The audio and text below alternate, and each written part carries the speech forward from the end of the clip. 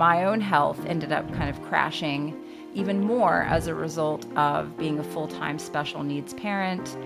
And that's how I got into the carnivore diet, because I was so inflamed and my gut issues that I already had were so bad that I went to carnivore, and it helped tremendously with those issues.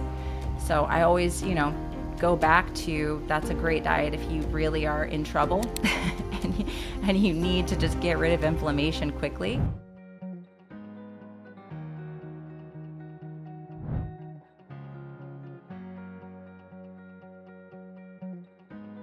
Hello and welcome everyone. This is the Hunger for Change podcast and I'm your host, Niklas Gustafson. For over 10 years, I run countless experiments, all to find out if ancestral wisdom and holistic health can truly transform modern life. My guest today is Sarah Kleiner, creator of MyCircadianApp, board certified in applied quantum biology, and a certified nutrition coach with more than 14 years of experience helping people optimize their health. But Sarah's not just about credentials, she lived it. She rebuilt her own health and fertility in her 40s by rethinking light, timing, and the very biology of our cells. Most people think health is just about food, but this conversation will show you why it's so much more. Sarah, thank you so much for joining me. It is a pleasure to have you on the show.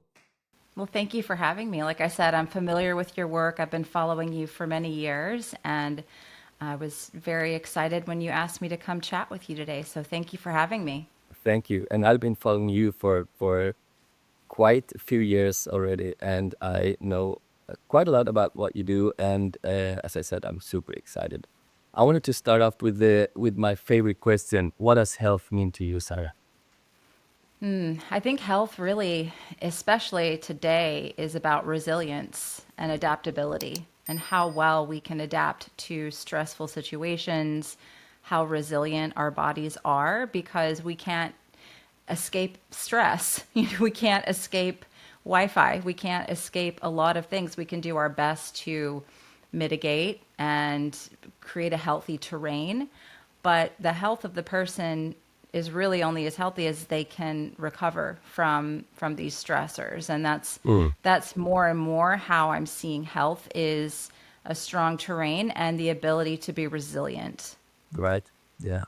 So Sarah, what first pulled you into the world of health and performance? Was there a personal struggle or like a turning point that made you start digging deeper? Well, I always struggled my whole life with my weight, eczema, stomach issues, IBS. I had always a lot of health problems. And I never really questioned why that was. I just was always given medications as a child, the steroid creams, and, you know, go to Weight Watchers, lose the weight. No one ever really talked to me about why I might be struggling with my health. And I just was able to pass it over and just live like most people do, just pass through it, get the medication, just kind of suffer through it. And then I had a child at 28 who was born very healthy and talking and interactive, and ended up getting a flu vaccine when she was 1, and then losing all of her language, eye contact, everything. And that was my tipping point to question everything and say, what this is something that I've just been believing the doctors. I've just been eating the foods, that everyone says are okay. That's when I stopped dead in my tracks and started questioning everything.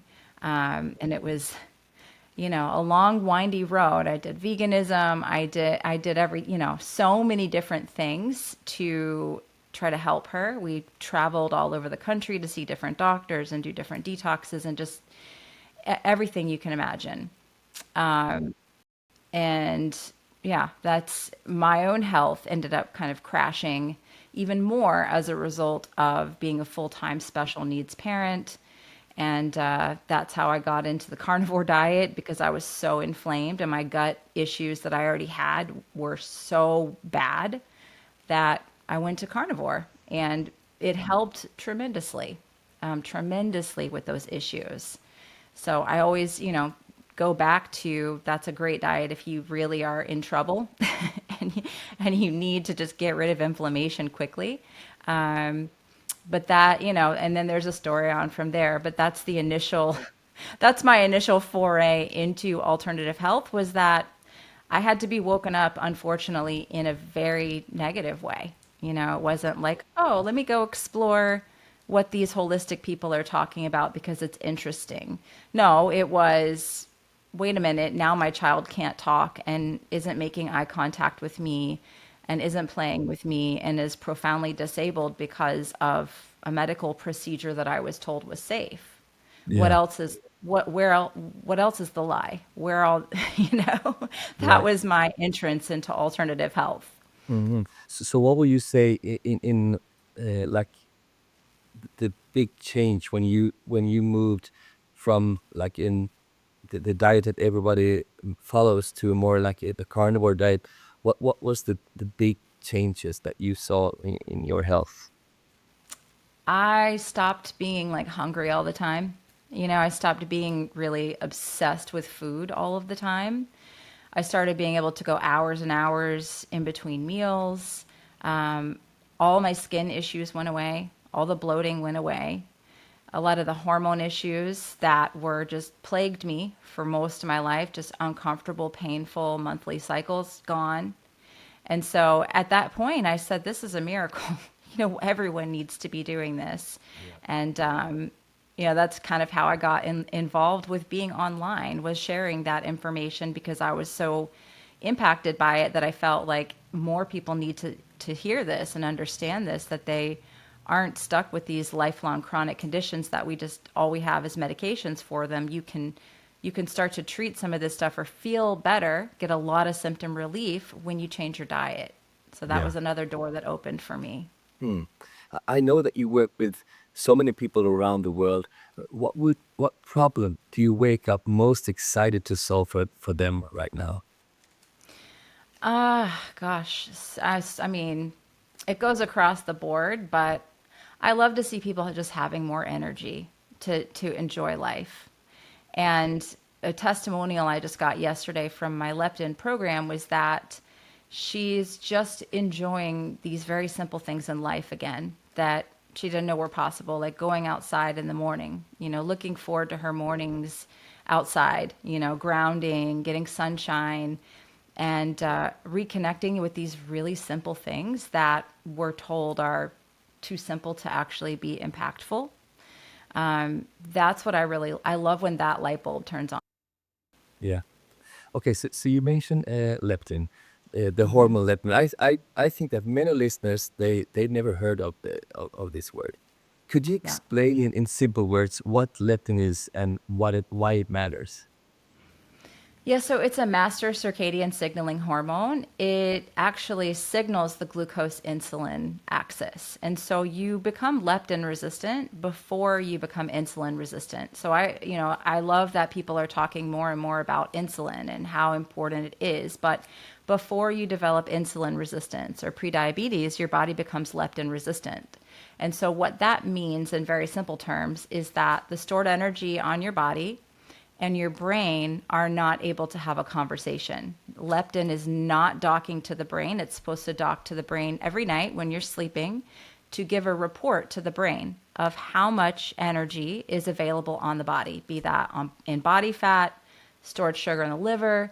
It's telling your brain so that your brain can the next day appropriately regulate energy. So it's going to give instructions to your thyroid. It's going to give instructions to sex hormones. Is it safe enough to make a baby? Do we have enough reserves online to make a baby? Or if we're not in baby making age, are we able to still make hormones? Like, do we have enough cholesterol, fat to actually run those processes? So it even speaks to the immune system.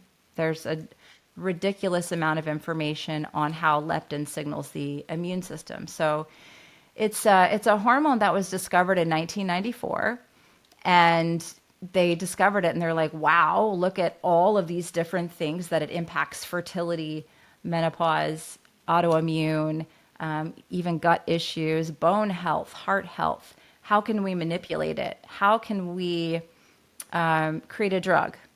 And so they did all of these studies, and they were never able to isolate a drug. They were never able to appropriately inject direct leptin alone, inject it into someone and get positive, sustainable results. And so, what really can be concluded from all that research, because I've pulled it together in my practitioner plan. I have got a practitioner course where I pulled together all the leptin data that I could potentially find all over the internet and in PubMed and in all the journals. It's diet and lifestyle are going to Yeah. be the most important things to fix leptin Right. resistance. Yeah. So when leptin goes wrong, what are the most common signs you see in people's bodies, people's behavior? So, leptin, again, it speaks to the brain, and that is going to also have an interplay with ghrelin, your hunger hormone. It's going to have an interplay with appetite regulation, with energy, even with mood. And so, the biggest thing that will happen with leptin resistance is there's some sort of appetite or energy dysregulation. Because when someone's leptin resistant, like I said, it's going to signal the thyroid to essentially run at a certain speed. And if your leptin is downregulated, let's say it's really low, your thyroid is going to in turn also come down lower and try to preserve energy. So I'm careful with saying like, oh, this speeds up the metabolism or slows down the metabolism, but leptin does really talk to metabolism. It talks to appetite. So imagine if you just didn't really know, your body doesn't know, oh, you just ate. We're still hungry, right? You just had something to eat an hour ago, but I'm still hungry. Your appetite can just be completely dysregulated. And it can also go the other way. So people might be really, I get people who are underweight and they're like, I just don't have an appetite. My Mm. appetite is gone. It's just not there. And those can be my super, super low leptin people also. So if someone suspects like a leptin issue, what's the simplest first step to check it or test it? Yeah, I love to go by symptoms, really. And I have a quiz on my website that kind of takes them through different questions like, do you have appetite dysregulation? Do you have issues with hunger in the morning? Like, are you hungry in the morning? Or do you just feel like, oh, I can't eat? Um, Hormone issues, autoimmune issues, trouble sleeping, just fatigue, general appetite regulation. Weight loss resistance is a Mm. really, really big one. Fertility issues. That's actually how I got into studying leptin, was that I decided to have a baby and was not being successful. And all my doctors said, well, it's just because you're older and, unexplained infertility. And then I went into digging into leptin and found out my leptin was very, very low. Ironically, from doing too long on a no carb diet and too much fasting, my Oh, leptin really? had gone to the floor. Yeah. No carb, not just low carb, but no carb No and carb. Yeah, I fasting. did carnivore for 2 years Okay. straight. And now I know that really that's not the best idea for most people. I think that we should be more cyclical beings. I think we should cycle in and out of carnivore eating and look at what our ancestors did. It was seasonal. They would even if you're a northern haplotype like myself, where from northern Europe is my mother's DNA, they would have the summer, the fall, the harvest. They would not stay in ketosis year round. And so I think that can be problematic for hormones like leptin, thyroid hormones, T3. And I couldn't get pregnant, and my leptin was very, very low. And so, after going through failed IVF and multiple miscarriages, I set out on a path to understand and fix my leptin. And part of that was circadian biology, quantum biology, light, and all the things that I teach now with leptin. And that was in 2021. And my son is going to be 3 in about 2 weeks. Mm. So Wow. it ended up working. Yeah. Well, congratulations. Thank So you. so you just mentioned quantum biology. Could you please explain what that is? So there's a lot of different schools of thought here, But quantum biology, the way that I look at it, is the impact of things like exclusion zone water on the mitochondria, looking at Dr. Gerald Pollack's work, even some of the work of Veda Austin, Masaru Emoto, and just how water essentially plays such a role in our mitochondrial health. Not only do the mitochondria make deuterium depleted water, but we really rely so much in the body on energy through this exclusion zone water, which is Dr. Gerald Pollack's work. And our body has the ability to expand it, and things in our modern environment have the ability to drain this. And the implications on this, when you really study it deeply, are quite fascinating. You know, a lot of things that we are told about mold and viruses and pathogens, I think, and even cancer, come down to a lack of exclusion zone water. And low exclusion zone water is part of that. Quantum biology, the way that I look at it also, is the impact of light on the mitochondria, really looking at things like red and infrared light and far infrared light, how that expands exclusion zone water. And so there's so much that we're learning. There's some great researchers in the field of quantum biology, but the way that I kind of teach it and implement it in my work is very simple. And that's just looking at this aspect of how we respond as human beings to coherence. And not everything is a biochemistry project the way we've been taught. You use the phrase light hygiene. What does that mean in practice for someone that's just starting out? Yeah, light hygiene, I mean, is really just structuring your life so that you're in the right types of light and the right types of darkness at the right time for your biology.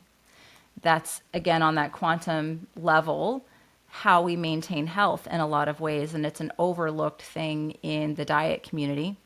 I get kind of bored talking about diet now because I'm like, now that I understand this whole other way that our bodies respond to light and darkness, I'm like, yeah, food, it's important. We don't want to eat junk food. We don't want to eat a bunch of crappy seed oils. But when you understand how your body responds to light, you really can't go back to just a food focused paradigm.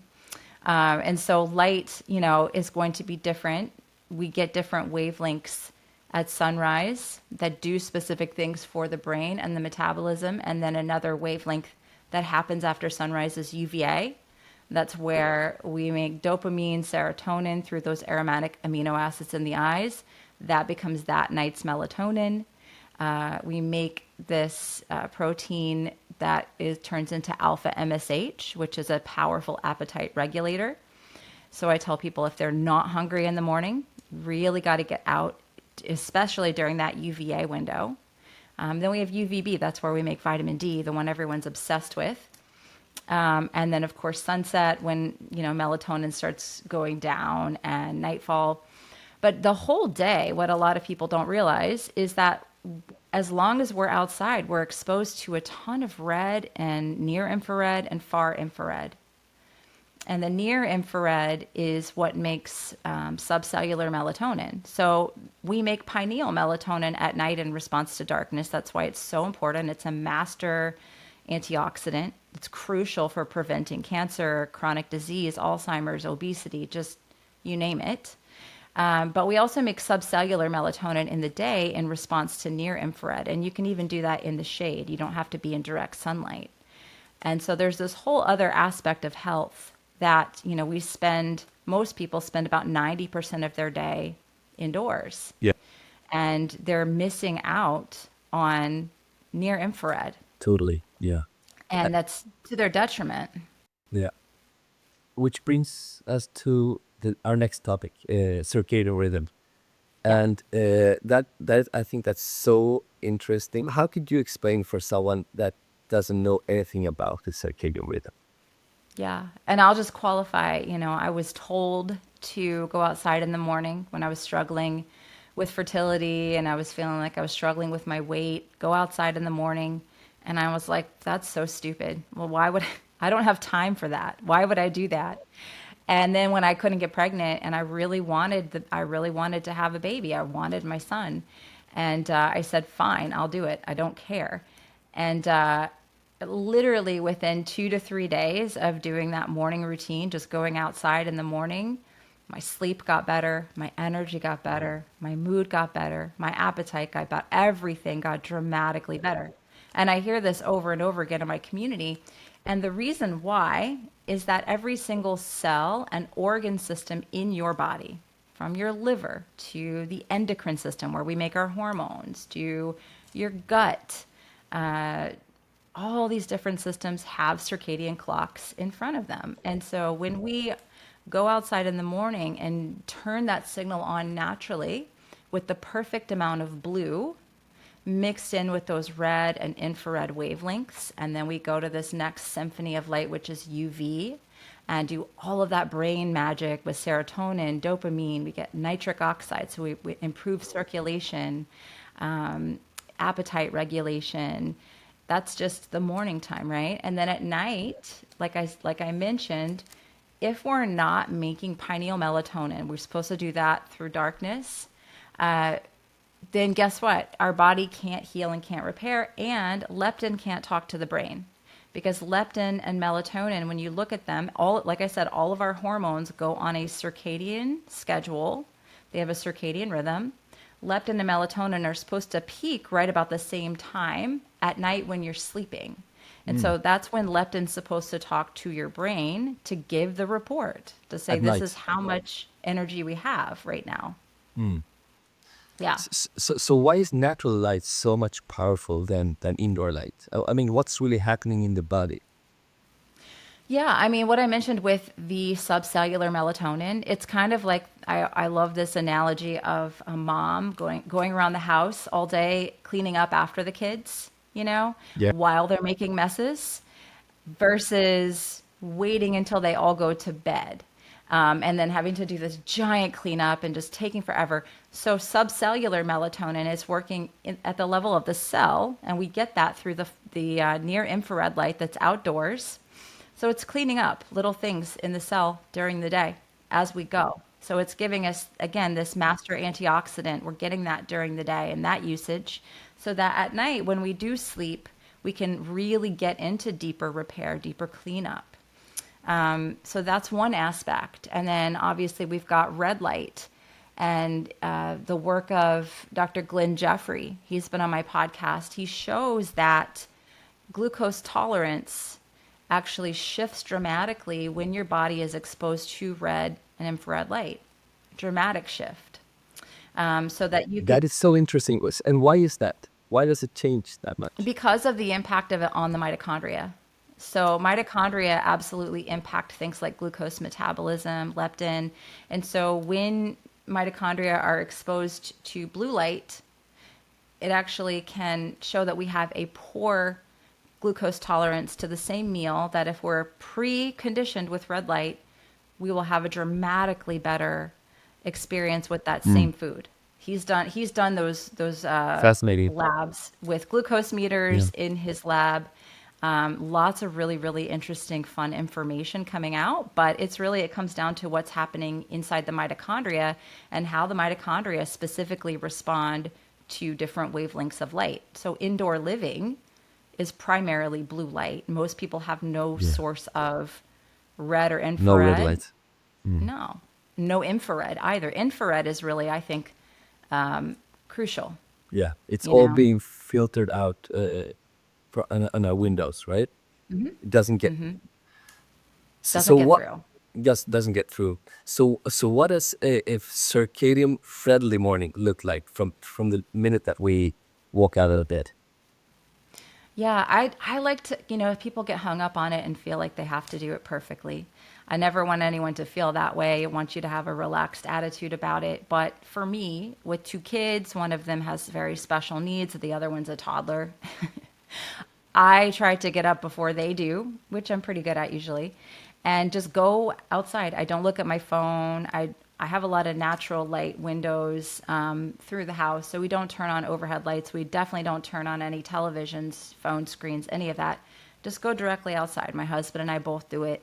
We take the dog out, we walk her around the backyard, and we just kind of hang out back there, do some gentle movement, do some grounding, hydrate.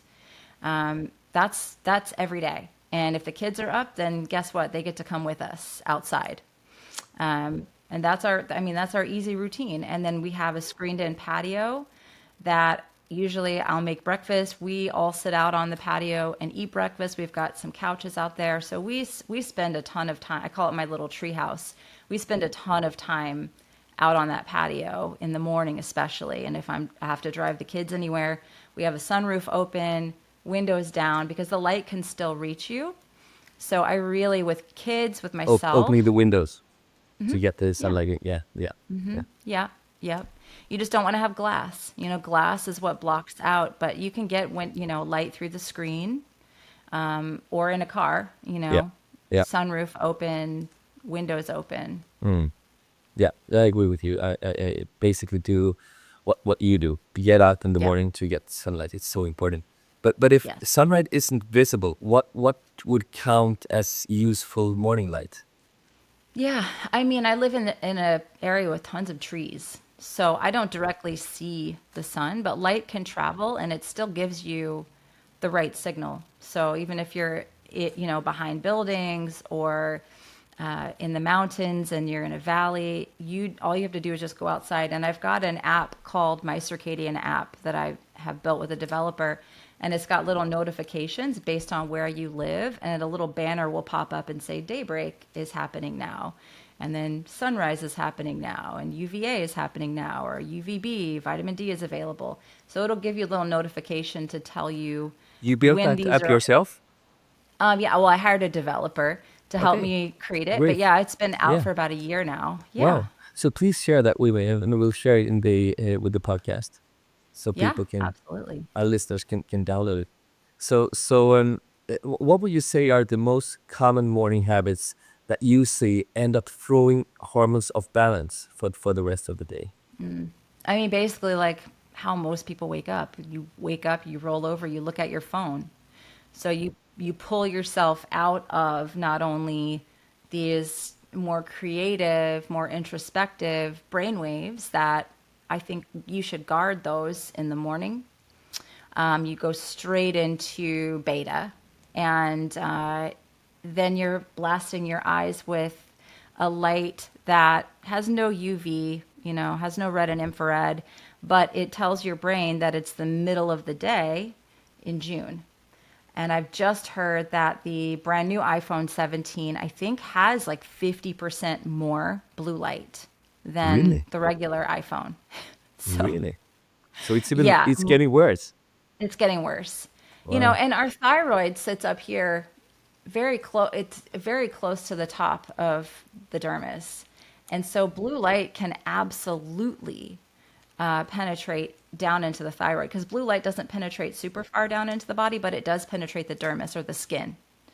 And so, I think we're going to continue to see more people with thyroid issues as we get these phones that are brighter and brighter and brighter. And no red and infrared, lack of outdoor time, no UV, none of it, because we're just told it's dangerous. And no one ever taught people how to use it appropriately. Yeah, that's horrible. So, Yeah. and what about sunglasses? I mean, sunglasses seem to be a religion today, you know? Yeah. If you take a look at photos 30 years ago, 40, 50 years ago, when I was a child, people didn't wear sunglasses. And Yeah. now people are Everyone. wear everywhere. So, I mean, in Yeah. your view, how do sunglasses affect our hormones and sleep? Well, here's the thing, and I get a lot of pushback anytime I talk about sunglasses online. Mm, When the UV index is a 1 or a 0, you yeah. really don't have to worry about damaging your eyes, so to speak. I never recommend anyone look directly at the sun, but in my app, which I'll give you a link to, you can see the UV index at any time. So like Mm, right now, I think the UV index is like a 4.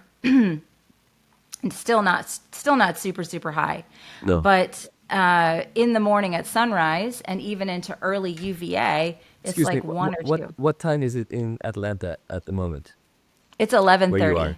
11:30. 11:30. So, 11:30. so it's 4 right now.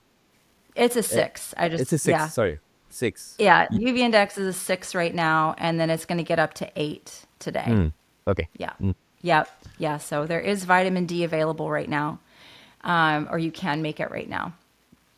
But So yeah, yeah, when it's sunrise and UVA, that's really the most potent, powerful time that you don't want to wear sunglasses because, like I yeah, said, those aromatic amino acids in your eyes are capturing those photons of light and yeah. transforming these things like tryptophan and tyrosine into dopamine, right? Mm, And into serotonin, which again becomes that night's melatonin, making nitric oxide. You've got these POMC exactly. neurons in your Yeah, eyes yeah. that help regulate appetite, that help regulate this leptin melanocortin pathway.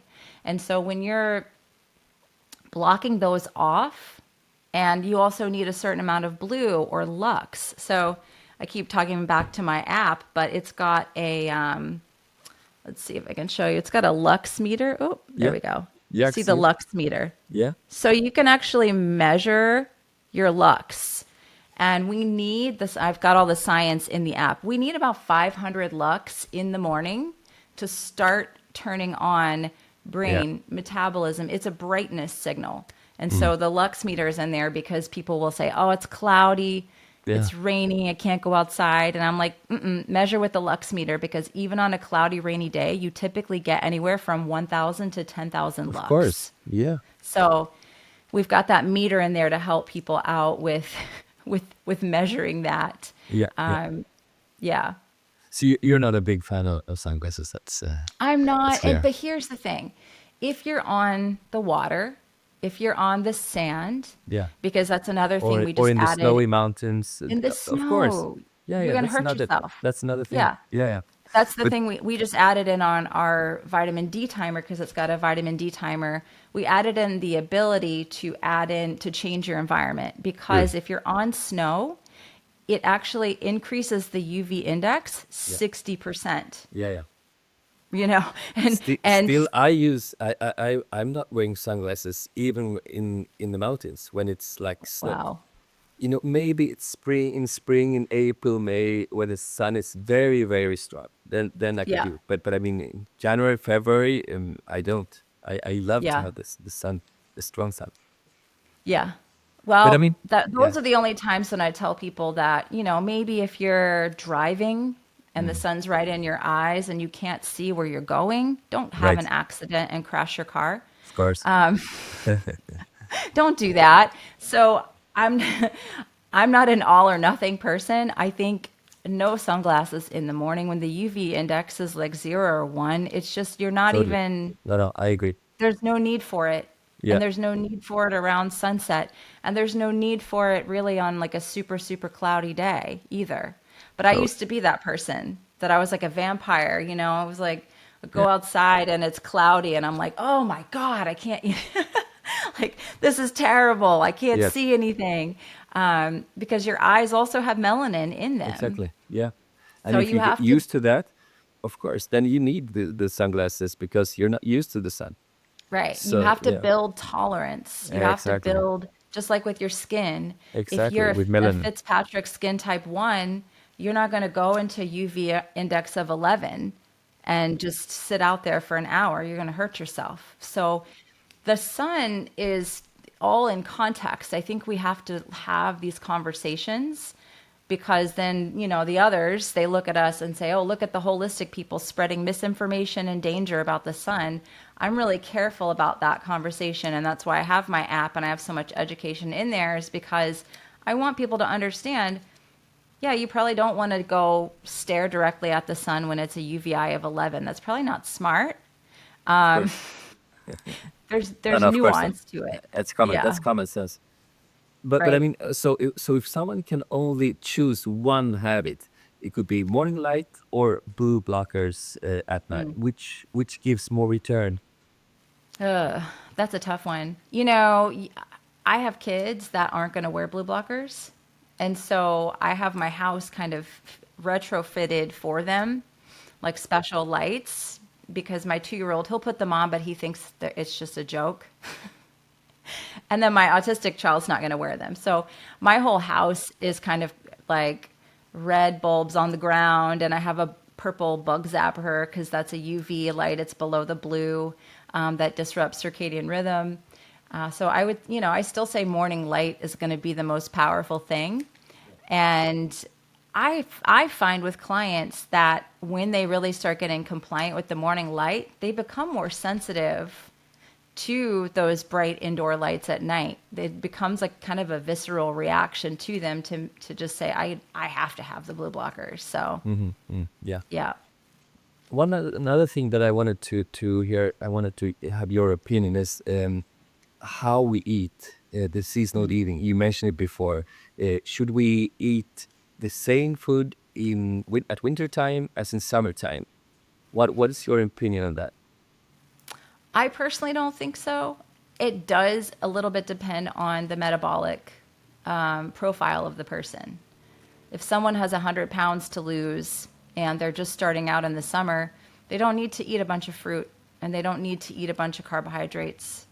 They can have some, but they wouldn't, say, oh, I'm going to eat all this seasonal food. No, I'm going to put you more on meat, the, so maybe some veggies, seasonal veggies. I'm not going to do a carb heavy diet with this person, even though those are in season. So it's all context dependent. But for me, as my weight has been very optimized for the last few years since I had my son, it's been pretty optimized. I will eat at this time of year more fruit. We've got peaches in season. So I'll eat a few more things like that, a little more higher carb. But as we go into winter, I'll start cutting food off earlier in the day, because it gets dark here earlier. So I'll do a lot more fasting in the winter.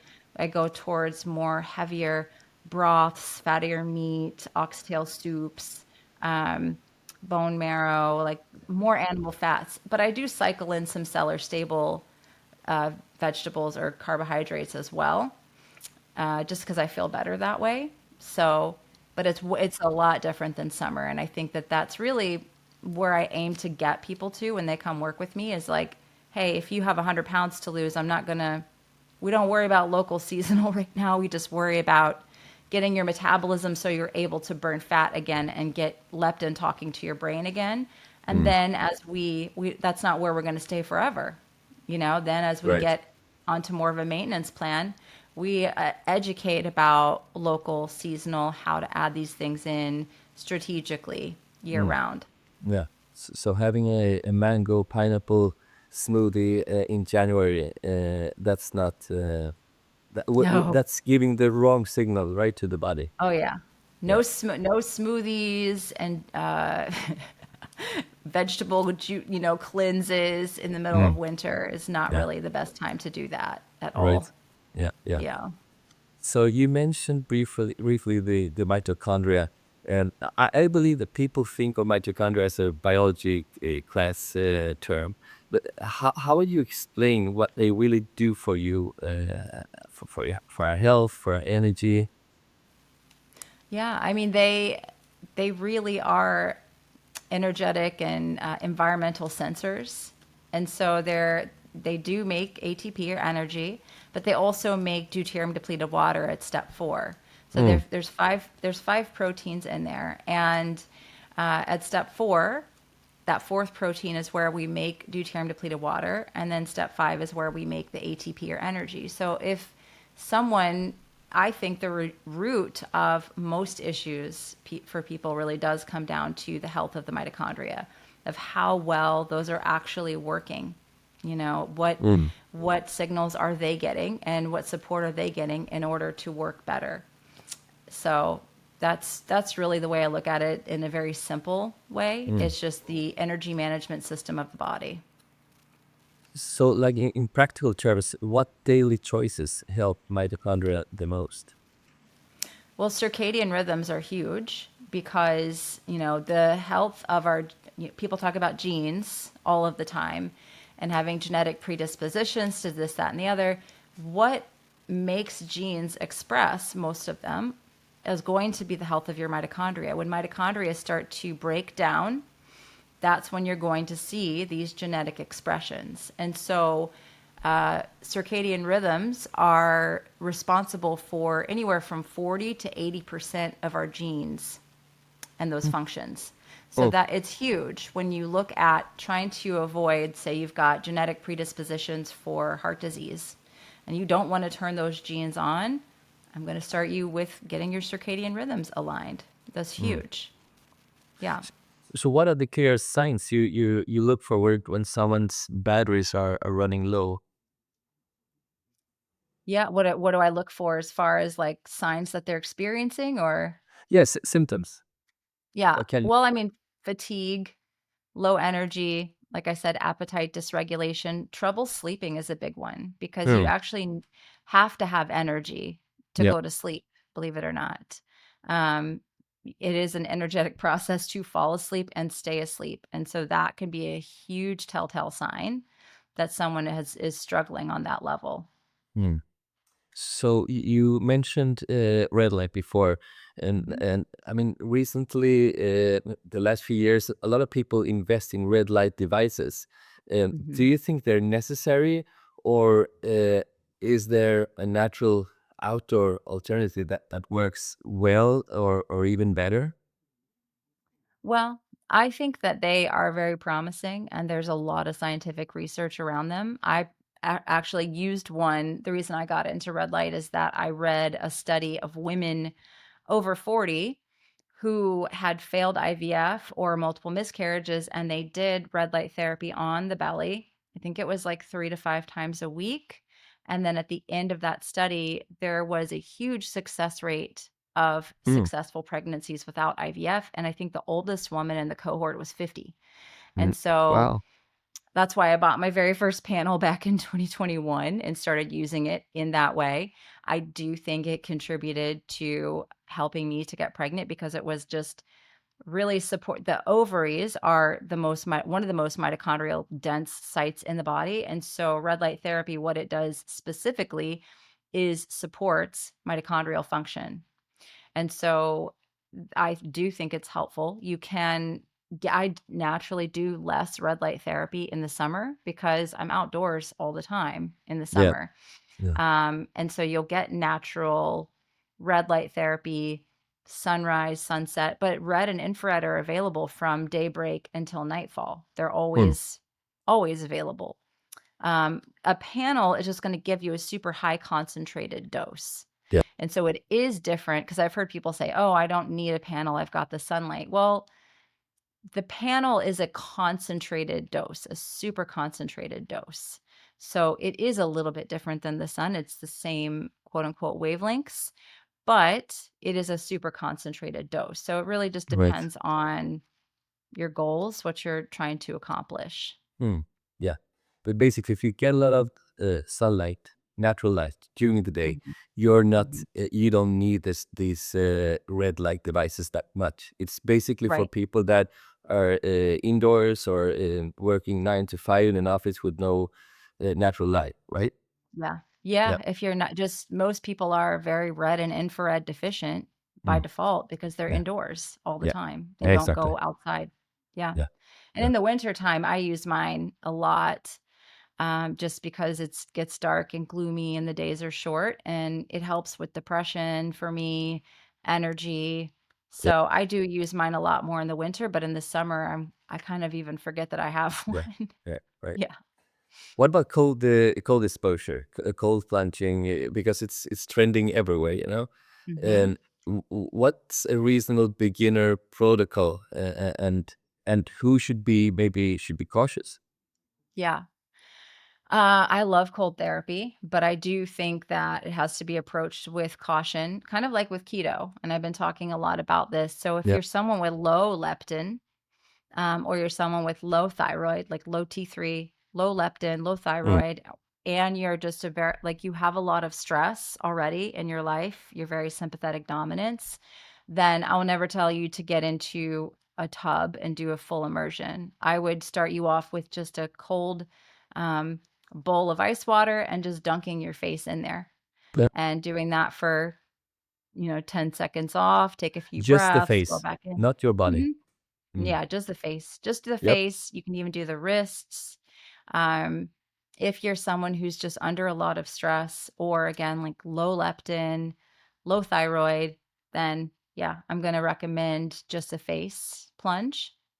And then if you are like, I feel good, I want to optimize, sure, we can start cold plunging, but I will have someone start off the water warmer, like 60 degrees. I know you guys do the Celsius over there. I could never Yeah. convert it properly, Yeah. It's hard. but I start off a lot warmer for Yeah. people Yeah. and then slowly have them take the temperature down Yeah. slowly.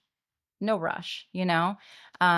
I don't think women need to go into really, really, really cold temperatures, like 30 degrees, which would be like 0 Celsius. I don't think most women benefit from that, Right. or benefit from doing longer, like 20-minute plunges. I also Yep. see that being negative for women and stressful. But a 30-second, 2-minute plunge, yeah, when Yeah. you've adapted to it. That's another thing I did that I'm convinced helped me get pregnant was cold plunging. Yeah. Um, getting in, I bought a bathtub from Amazon for like $60 and I would just go to the grocery store and I would buy ice. They were like, "What are you doing?" So I had a grocery store like bag, like a whole basket full of ice, and then I would buy steaks. They're like, "What the heck is this girl doing?" What's Um, going on? because I would go like 3 times a week, and but Yeah. I did. I did 3 times a week cold plunging. I Yeah. did it October, November, December, pregnant Mm. in January.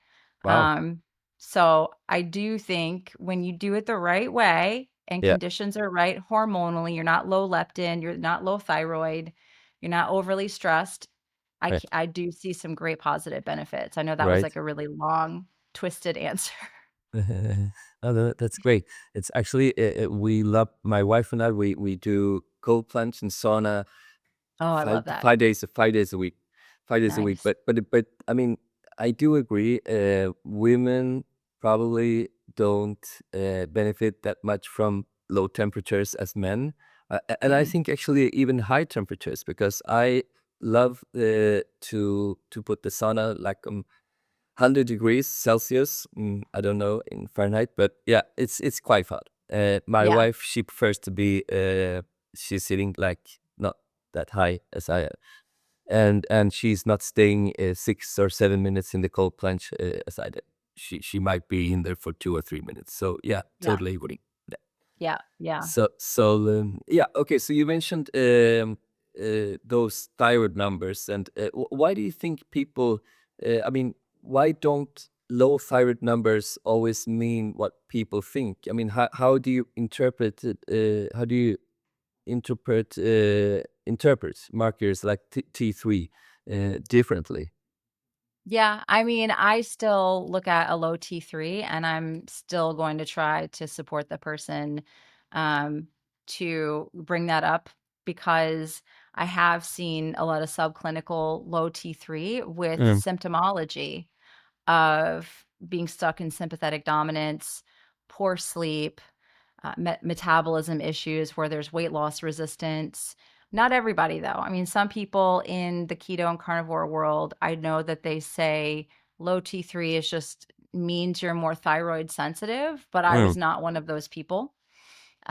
When my T3 was low, I also had 20 pounds that I could not lose, also was losing hair, also was cold a lot. And that's typically the that's the phenotype of the person that I want to help with the low T3.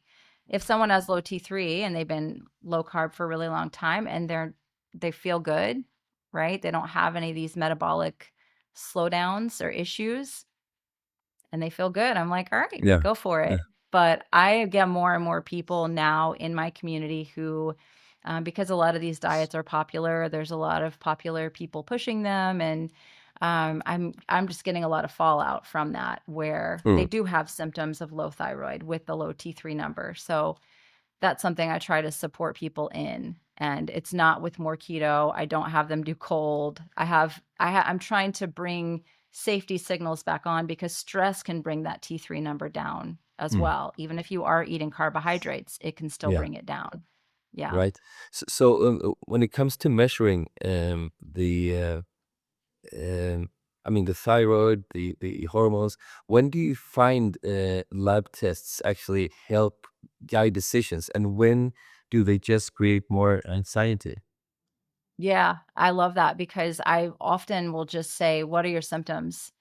Because people tend to get very hung up on their numbers. Mm, I'm typically not gonna, and I'm not a doctor, and I don't even interpret. I'll look at someone's labs if it's a consult and say, "Hey, I'm gonna send you to my lab person who will give you a much more, like, he's gonna look at everything in mm, your labs." That's not something that I do. I look at basic stuff and I say, this is potentially problematic, but I never tell people, "Go get a bunch of labs."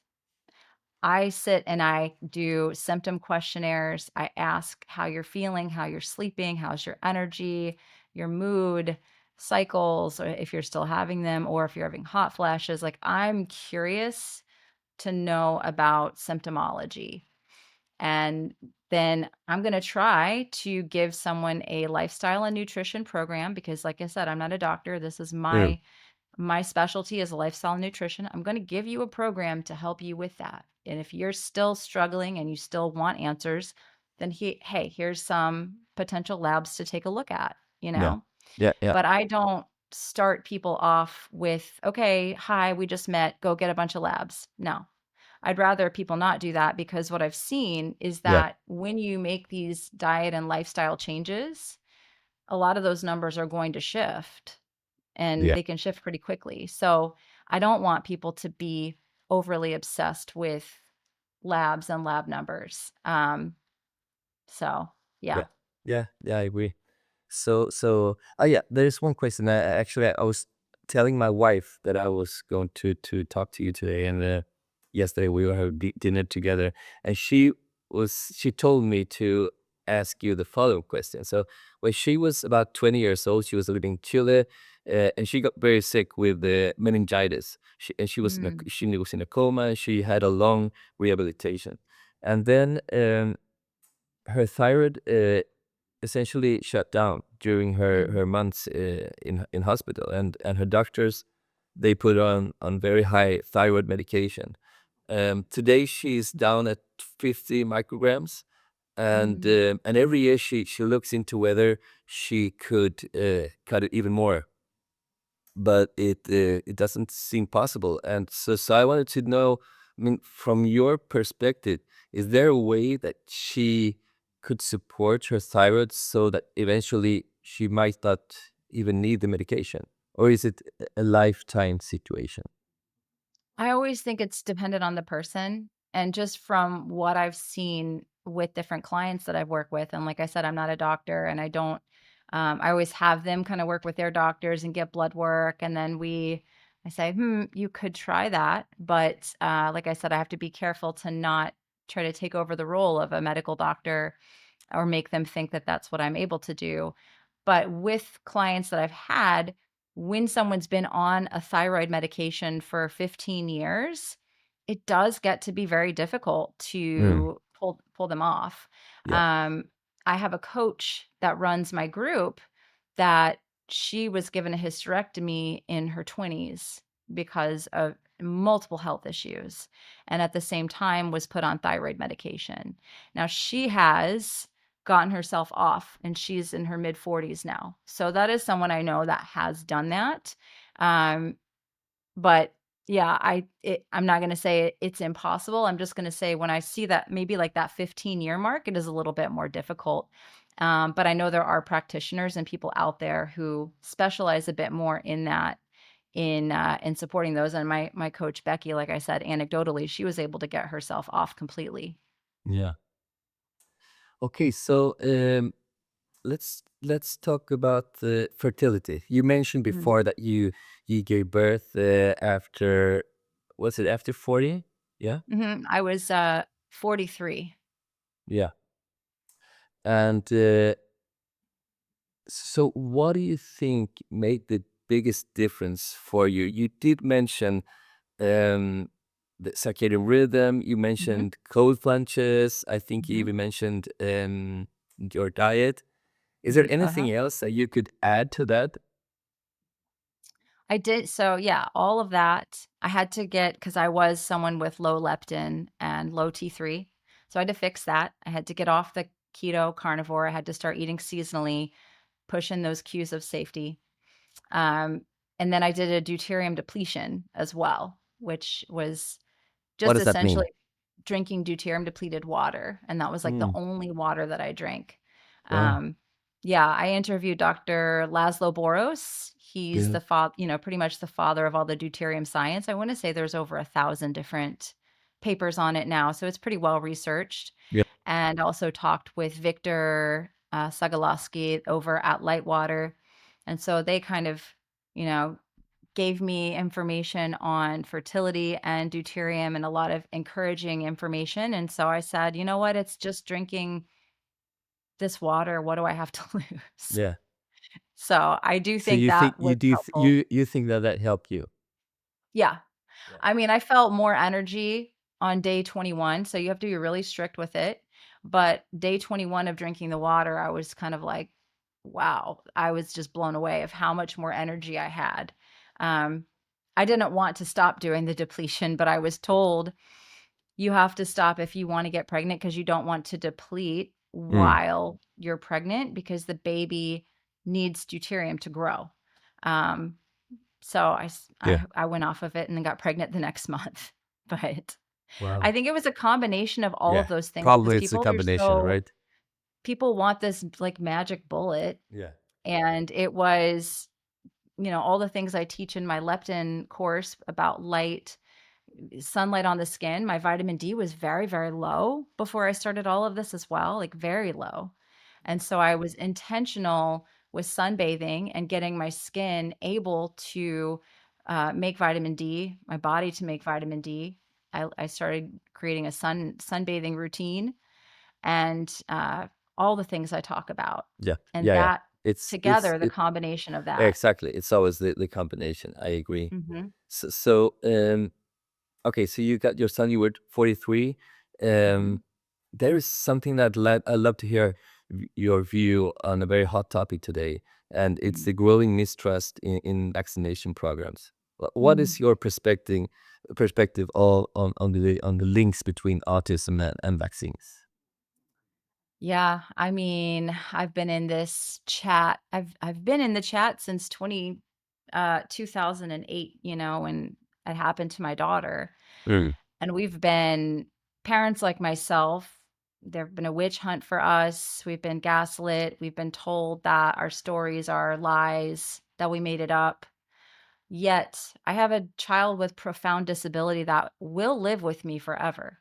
Regardless of all the natural things we've tried, she wasn't one of the ones that responded to those things. It's been very difficult.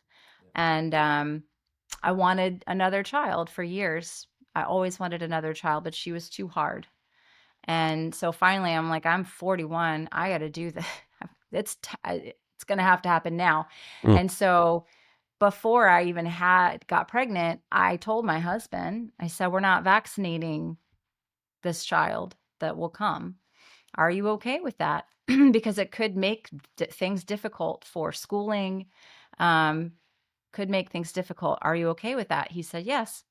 And I have no qualms about that decision at all. It's been a lot more difficult with all of this, the scrutiny that's come down and a lot more eyes on people, a lot more debates going on. And I've just been very quiet during all this debate Yep. because my life is not a debate. My life is my life, you know? And my son is brilliant. Yep. He's Yep. absolutely brilliant. He's ahead Mm. developmentally. He's strong. He's just really wonderful kid. I'm just grateful every day. So grateful for him every single day. And, there's a lot of people saying that all these diseases are coming back and all these issues are coming back. And I just say, I'm probably not even going to send him to a regular school anyway, and be around your kids anyway. And I just can't take that risk. And I've even had his pediatrician, who's a standard pediatrician, we had to kind of go in the back door because you're not supposed to take in unvaccinated kids. Mm. But she allowed us to come in the practice. And my son had really bad eczema as a baby that we couldn't figure out. And I was like, what the hell? I thought the vaccines caused eczema. I thought the vaccines caused all these problems, and it wasn't. That's another long story, but she looked at me dead in the eye and she said, with the way his skin is, you made the right choice to not vaccinate him because 10 out of 10, the kids that come to me with this type of eczema, I vaccinate them, they get autism. And Mm. she's a standard pediatrician. I said, yeah, Yeah. I know. Mm. Yeah. So there's something genetically, I think that my husband, because we had our genes run, and he and I are both missing several detox genes. And so I feel like the combination of Okay. us that we're both missing several detox genes. We create these children that are very sensitive to these things that they're putting in the vaccines, you Yeah. know? Yeah. Um, Of course. so Yeah. yeah, I I know it's a understand. Yeah. long-winded answer, but No, no, but I actually agree a lot with what you say, and my wife and I, we become more skeptical, more selective when it comes to mhm, vaccines, and yeah. yeah. So I think we're starting to run out of time. I do have a couple of more questions, if you don't mind. Yeah, sure. Um, and so looking back, what belief about health have you completely changed in the last 5 years? In the last 5 years, I would definitely say the belief that's changed for me is that food is the pinnacle of everything. Um, I think that food is secondary, food is important, but light is the pinnacle when you look Interesting. at the quantum aspect of light and how it impacts mitochondria, how it impacts the brain, how it impacts the timing of all Yeah. these organ systems. Um, that's where I've changed, definitely. Mm, interesting. So you've worked with Americans, but many of my listeners are in Europe. Is Mhm. If you could give Europeans one piece of advice to improve their health, what would that be? Go outside. Right? I mean, More natural yeah. light. Yeah. Yeah, just get sunlight and, learn about it. Learn about it, learn about the best times of day, which is always gonna be morning Yeah. to get out there. Don't be afraid of going out in the morning. It's gonna be Mm. very health promoting, no matter what your age or whatever your health. I have people with chronic illness, and I'm like, "Just wrap up in a blanket and go sit on Yeah. your patio." That's all you have to do, and it's I a simple agree. thing. It Yeah, is. yeah. Sarah, are there any big upcoming projects that you are excited to share with us? I'm just continuing to try to get my information on my app out there. It's called MyCircadianApp, and I'll send Mhm. it over to you. I'll send a link, and We'll share if it you want to sign for up, you sure. can offer a code to your audience. But I'm trying to push as much educational stuff in there that's free for people, so they can understand and learn about light and just use it in their daily life. Great.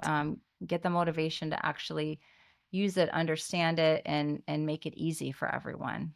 Great. We'll share that in the podcast. Awesome. So, where can people find you? I am on Instagram is at Sarah Kleiner Wellness. And then I've got a website where I have tons of free blog articles, tons of free ebooks, lots of free educational content. And Mm, that's at www.sarahkleinerwellness.com. And then I've got a YouTube channel where I make short form videos and podcast.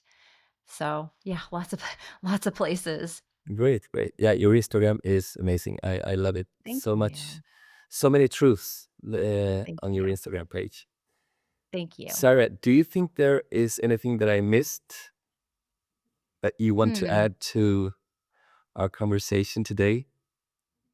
No, I think you did a great job. I think the biggest thing that I always want people to understand about this information is that it don't overcomplicate it. And Mm, you use the word common sense. I think that's important as well because we get so blinded by needing authority to tell us what to do. that we override critical thinking and common sense. And so the sunlight is no different, food is no different. And so, yeah. Amazing. I do have another 20 questions, but we will have to leave that for another day. It was so interesting to talk to you. I learned a lot. And let's see if we can have a follow-up Sure. conversation in the future. I would love Thank that. you so Thank much. you. Thank Thank you, you. Sarah. Talk to you soon. This was just one episode. There's so much more to discover. Check out the full podcast series, subscribe for future episodes, and let me know your thoughts in the comments.